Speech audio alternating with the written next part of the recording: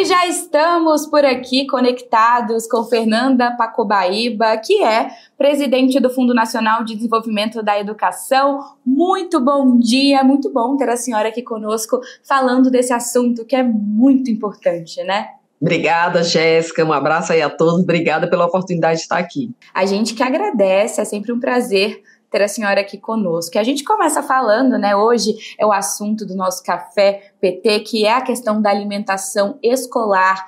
Não tem como ser diferente, né? Faz parte da educação, faz parte do dia a dia dessas crianças. A gente sabe que, infelizmente, é na escola, né, que muitas crianças têm essa alimentação mais reforçada, muitas vezes a única alimentação aí do dia. E por meio do Programa Nacional de Alimentação Escolar, 50 milhões de refeições são entregues todos os dias nas escolas. A gente preparou uma reportagem, inclusive, sobre isso. A gente vai exibir um trechinho. Queria que a senhora acompanhasse conosco e o pessoal de casa também. O PNAE, coordenado pelo Ministério da Educação, garante diariamente cerca de 50 milhões de refeições para quase 40 milhões de estudantes da rede pública. Uma política que une combate à fome, desempenho escolar e cidadania, que hoje é referência internacional. Após anos de estagnação no governo anterior, o programa foi fortalecido pelo governo Lula com medidas concretas. Entre elas, a redução de 15% do limite de ultraprocessados nos cardápios escolares e a retomada do programa de aquisição de alimentos, que valoriza a agricultura familiar e garante produtos frescos nas escolas. O ministro da Educação, Camilo Santana, ressaltou que uma refeição digna na escola é direito humano e ato de justiça social.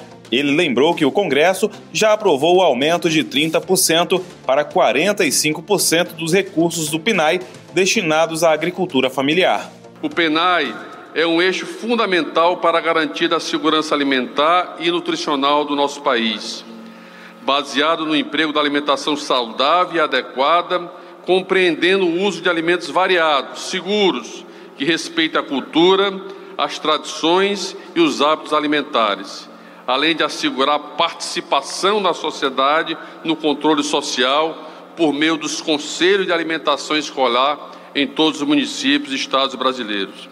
Lembrando, presidente Alckmin, que o Congresso Nacional hoje, a obrigatoriedade de 30% dos recursos do PNAE que vão para os municípios e estados brasileiros, obrigatoriamente precisam ser comprados da agricultura familiar no nosso país. E agora o Congresso Nacional aprovou uma nova lei que será sancionada pelo presidente, que nós vamos passar de 30% para 45% dos produtos da agricultura familiar que terão que ser obrigatoriamente incluídos na alimentação escolar em todo o Brasil, ampliando e apoiando essa rede da economia da agricultura familiar em todo o país. Na declaração final da cúpula, 80 países se comprometeram a ampliar a alimentação escolar até 2030, inspirados pelo modelo brasileiro. O documento reforça a meta de alcançar 150 milhões de crianças em todo o mundo e pede o envolvimento de organismos internacionais no financiamento dessas políticas. Hoje, o PNAE é parte da Aliança Global contra a Fome e a Pobreza, proposta pelo Brasil no G20, e inspira projetos em 29 países da América Latina e do Caribe e em 40 nações africanas. Um exemplo concreto de como políticas públicas nacionais podem se transformar em solução global.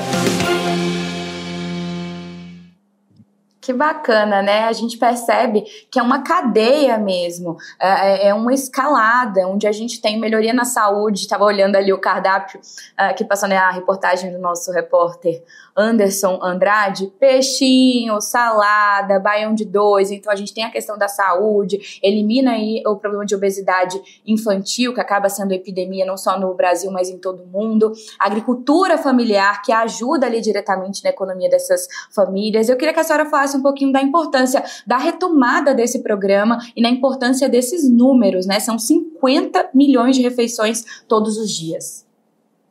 Pois é, vamos falar primeiro da retomada, né? O que representou essa retomada nesse terceiro mandato do presidente Lula? Ao assumirmos o FNDE em 2023, uma constatação ficou evidenciada.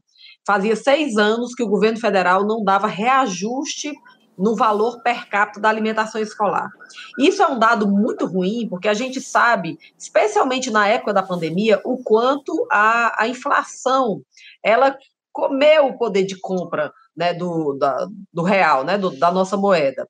Então, assim, passar 6 anos sem o reajuste nas gestões anteriores foi um dado massacrante que realmente deixou o programa numa vulnerabilidade muito grande. E aí foi uma das primeiras atitudes, logo nos 100 dias do mandato do presidente Lula, foi concedidos reajustes que chegaram a 39% no valor per capita. E isso representou 1,5 bilhão a mais naquele orçamento em 2023. Isso aí é um dado extraordinário. Nesse tempo também, a gente assistiu, ano passado, também um anúncio pelo presidente Lula reduzindo a quantidade de ultraprocessados na alimentação escolar. Isso é um dado bem importante. Nós admitíamos até 20% dos ultraprocessados na alimentação escolar. Esse número foi baixado para 15% nesse ano de 2025 e agora teremos, a partir do ano de 2026, no máximo 10% de ultraprocessados na alimentação escolar. E a gente tem um dado que foi falado aí pelo ministro Camilo, isso aí é a apresentação dele no evento da Coalizão Global da Alimentação Escolar, ocorrido agora neste mês passado em Fortaleza, o anúncio de uma lei que foi promulgada pelo presidente Lula, que faz com que o montante da agricultura familiar na alimentação escolar passasse de, no mínimo, 30% para, no mínimo, 45%. Lembrando que nós temos municípios no Brasil hoje que já alcançam 100% da alimentação escolar com recurso do PENAR. Isso é um dado extraordinário. Entre todos os municípios, eu cito o município de Tauá, no Ceará. E aí, o que é importante nesses números? É um programa realmente gigantesco. É a grande referência do planeta na alimentação escolar, somos nós do Brasil, e aí temos 50 milhões de refeições diariamente, com um número em escalada crescente, porque a alimentação escolar conecta com outro programa que é muito importante, liderado pelo presidente Lula e pelo ministro Camilo nesse terceiro mandato, que é o programa de escolas de tempo integral.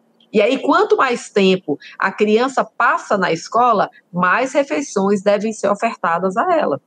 Então, hoje, a gente sai dessa tradicionalidade da criança estudando meio período, tendo direito a uma refeição na escola e passando muitas vezes a tomar café da manhã, almoçar, fazer lanche da tarde. Muitas escolas ofertam até o jantar antes delas saírem, elas já vão para casa com a refeição completa. Então, isso vai fazer com que esse número seja incrementado em um volume de recursos hoje no orçamento de 5,5 bilhões de reais.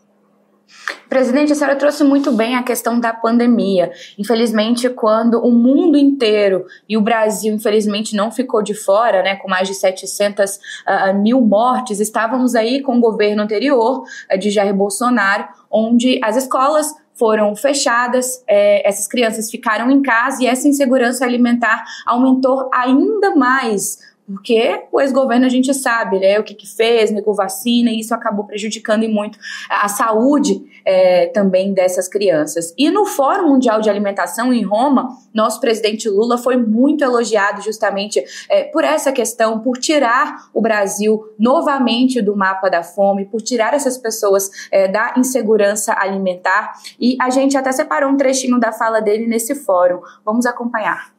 Não se trata de assistencialismo. É preciso colocar os pobres no orçamento e transformar esse objetivo em política de Estado, para evitar que avanços fiquem à mercê de crises ou marés políticas. Mesmo líderes de países com orçamento pequenos podem e precisam fazer essa escolha. Desde 2023, temos trabalhado incansavelmente para reconstruir políticas sociais. As sementes que plantamos frutificaram. Neste ano, a FAO anunciou que outra vez o Brasil saiu do mapa da fome. 30 milhões de pessoas começaram a almoçar, jantar e tomar café. Estamos interrompendo o ciclo de exclusão. Um país soberano é um país capaz de alimentar o seu povo. A fome é inimiga da democracia e do pleno exercício da cidadania. Muito bacana essa fala, né, Fernando, do nosso presidente. E o Programa Nacional de Alimentação Escolar, ela também é um exemplo não só para o nosso país, mas mundo afora, como a gente viu também anteriormente na reportagem do Anderson Andrade, essa quantidade ali de alimentos que serão, né, inclusos até 2030, então é um número muito importante e é importante demais ter o nosso presidente como exemplo para fora, né, não só no Brasil.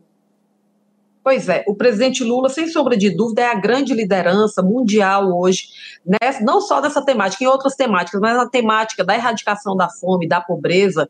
Ele não só tem um discurso equilibrado, com base em várias políticas públicas que são direcionadas a isso, é o grande líder no G20 da Aliança Global, mas ele também tem dados estruturados que demonstram o quanto na gestão dele se evoluiu. Então, você veja, um país como nós vimos em 2023, com 33 milhões de pessoas com algum grau de insegurança alimentar, muitas pessoas com fome extrema. Então, isso foi mudado radicalmente, uma coisa que, às vezes, o brasileiro não consegue conectar, né, que são pouquíssimos precedentes no mundo, talvez não tenha algum similar ao Brasil, de ter saído no mapa da fome em 2014 e o Brasil ter tido um retrocesso e você conseguir, por meio da política pública, sair novamente do mapa da fome. Tem países que batalham há décadas para sair do mapa da fome e não conseguem, gente. E esse feito foi conseguido na liderança do presidente Lula em 2 ocasiões distintas. O Programa Nacional de Alimentação Escolar, ele é um programa que é fundamental para equilibrar, para fazer com que o Brasil esteja longe desse mapa da fome. Porque não só é um programa que está no centro da educação, nós não acreditamos numa criança que tenha possibilidade, condições de aprender se ela tiver com fome. Isso aí não precisa ser doutor em nada para você compreender que isso é uma obviedade.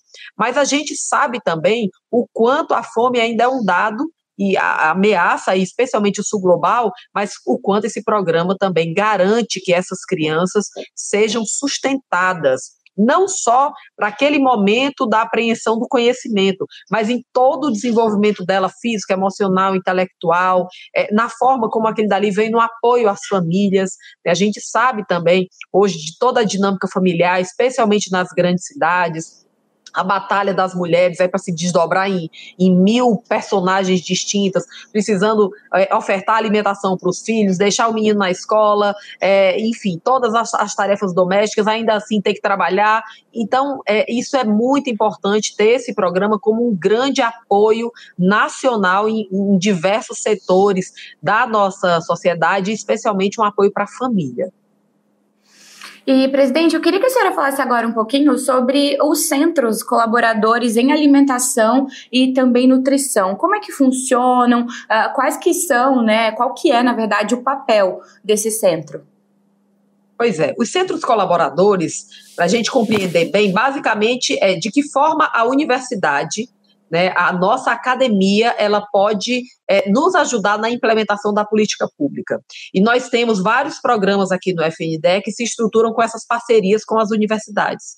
Então, a gente chama as universidades, faz editais, estrutura um plano de trabalho, explicita o que é que a gente espera delas, e a partir daí nós temos parcerias robustas, especialmente com as universidades federais, com os institutos federais, para que eles prestem o apoio lá nos mais diversos rincões, apoiando, formando, falando da política pública, falando das nossas normas, porque por trás da oferta em si do alimento, você tem todo um caminho estruturado, previsto em resoluções, que precisa ser bem dialogado com os gestores públicos. E os nossos centros colaboradores fazem esse papel. Então, é uma parceria muito profícua, eles têm um papel extremamente importante.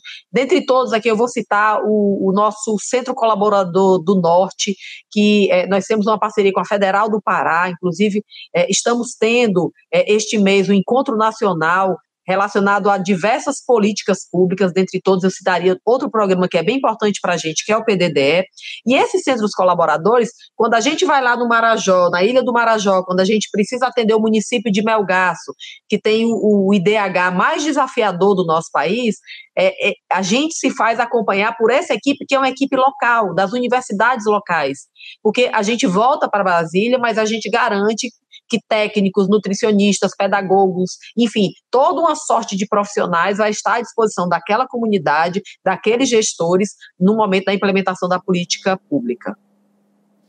E a gente continua falando de alimentação escolar, um passo muito importante para a educação e para a saúde dessas crianças e adolescentes.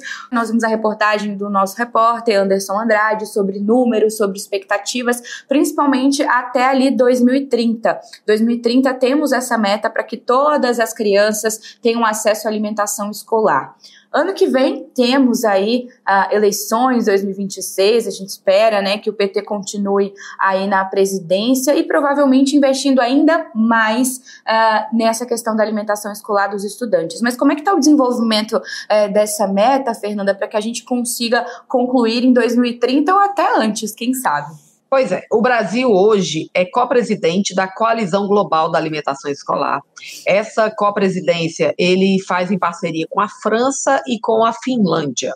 São 3 países que hoje, né, estão à frente dessa coalizão, cuja meta global é nós garantirmos que 724 milhões de crianças ao redor de todo o mundo tenham ao menos uma refeição de qualidade por dia nas nossas escolas.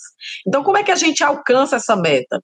A coalizão ela tem um trabalho, eu diria, diuturno, né? É uma rede global, e ela faz com que os países se comprometam a garantir essa alimentação escolar de qualidade. Nem todos os países do mundo ofertam essa refeição. Muitos países ofertam, mas não ofertam para toda a educação básica, que é uma grande luta nossa. Por exemplo, o Brasil é o país do mundo que tem a maior rede de oferta integral, universal da alimentação escolar. Nós temos redes escolares maiores que a do Brasil, como o caso da China, como é o caso da Índia, mas esses países não ofertam a alimentação universal. A nossa alimentação escolar no Brasil é semelhante ao SUS, todos têm direito ao acesso, a gozar da política pública. Isso é um dado bem importante. Então, a gente faz compromissos e vamos fazendo essa escalada, movimentando as grandes lideranças, daí a importância do papel do presidente Lula, que está sempre com as lideranças globais, para que esses líderes consigam compreender a importância e façam marcadores. Existe uma forma deles se compromissarem junto à coalizão de que vão empreender recursos, de que vão destinar recursos para que essa alimentação escolar seja garantida. Então, esse é o nosso papel da liderança, que a gente trabalha, logicamente, a Aliança Global contra a Fome e a Pobreza é um parceiro nosso, porque à medida em que você também se impulsiona e se compromissa a erradicar a fome e a pobreza, naturalmente, quando você precisa de uma política pública estruturada direcionada às crianças, você encontra no Programa Nacional de Alimentação Escolar.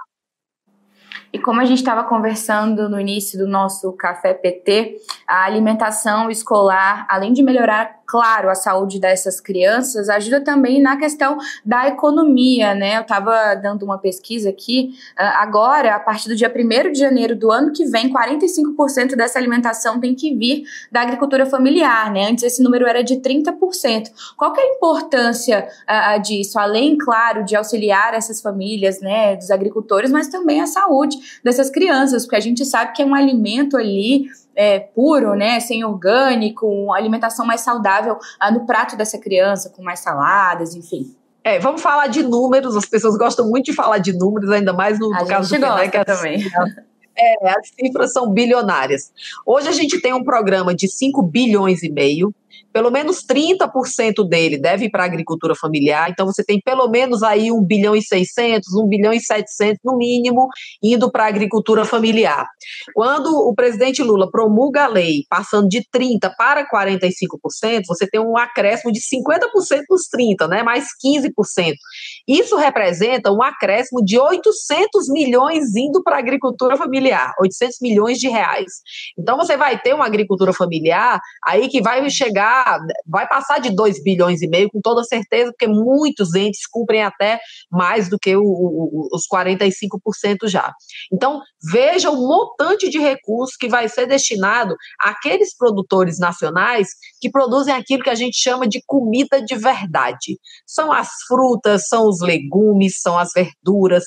toda essa cadeia, ela vai estar sendo nutrida aí com recursos extremamente importantes. Lógico que, para além disso, nós temos o programa, o PAA, a gente tem outras iniciativas nos estados também, para que você acabe, erradique a fome e que você incremente a alimentação escolar. Mas, de cara, você tem um Programa Nacional de Alimentação Escolar com pelo menos 2,5 bilhões para a agricultura familiar. Então, esse é um dado bem importante e isso gera benesses para as nossas crianças. Hoje eu digo com muita tranquilidade, Jéssica, a gente percorre o Brasil como um todo e eu gosto de estar realmente nos lugares mais distantes do nosso país, nas cidades pequenas, nas cidades que são muito difíceis de serem acessadas, e hoje a gente vê iniciativas dos nossos prefeitos, dos nossos gestores municipais, ofertando também essa alimentação escolar, que muitas vezes superem muito a qualidade do que a gente vê nas nossas escolas privadas.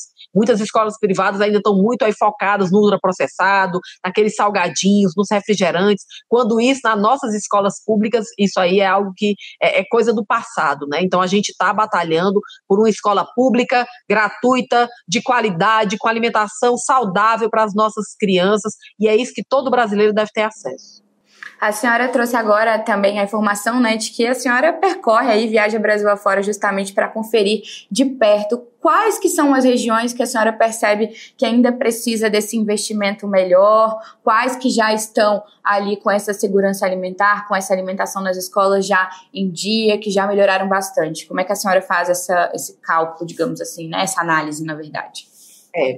Eu acho que a cara da desigualdade do Brasil, ela é uma desigualdade que assim, os estudos já evidenciam muito onde está aquele Brasil que normalmente foi esquecido nas políticas públicas, esquecido na destinação dos recursos, esquecido, eu diria, numa política efetivamente verdadeira de promoção da igualdade regional, né? As regiões Norte e Nordeste ainda têm os indicadores mais sensíveis do nosso Brasil, e isso aí tem todo um histórico para a gente explicar por que é que isso acontece. Agora, o que eu acho que é importante a gente dizer também, Jéssica, é que, assim, mesmo nas regiões que são mais desafiadoras em termos de indicadores humanos, indicadores sociais, você vê lampejos de excelentes oportunidades e excelentes também alcances, atingimentos de meta.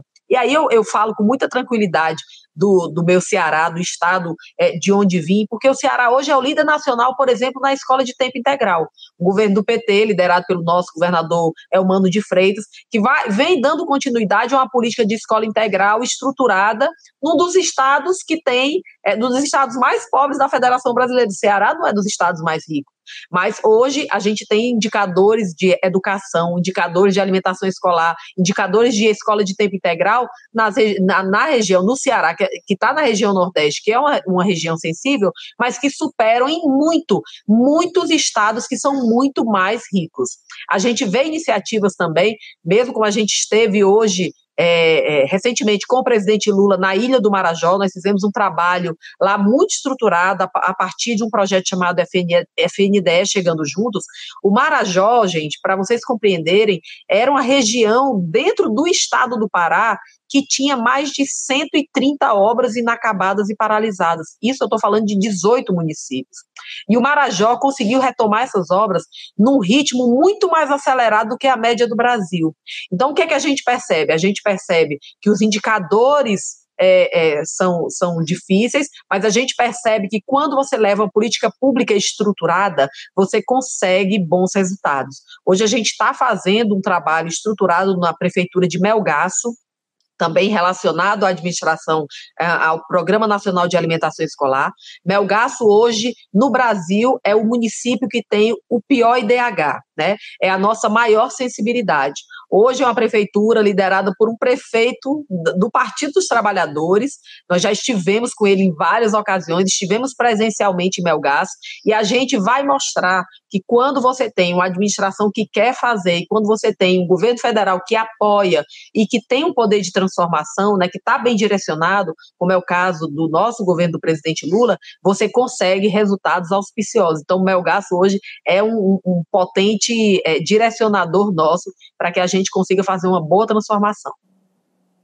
Quando a gente tem, né, pessoas à frente que querem essa mudança, o Brasil consegue melhorar, consegue crescer ainda mais. A gente não pode, presidente, terminar, né, esse programa sem falar desse evento tão importante que aconteceu em setembro em Fortaleza, que foi a segunda cúpula global da Coalizão para Alimentação Escolar. Explica pra gente como é que foi essa segunda cúpula, esse evento, o que trouxe aí de novidade, de dados pra gente. Realmente foi um evento extraordinário, um evento que movimentou o mundo em torno do tema da alimentação escolar. Foi um evento que reuniu mais de 80 países, que foram mais de 40 ministros de educação ou ligados à pasta que ele estrutura a alimentação escolar em cada um dos países para tratar só de um tema, alimentação escolar.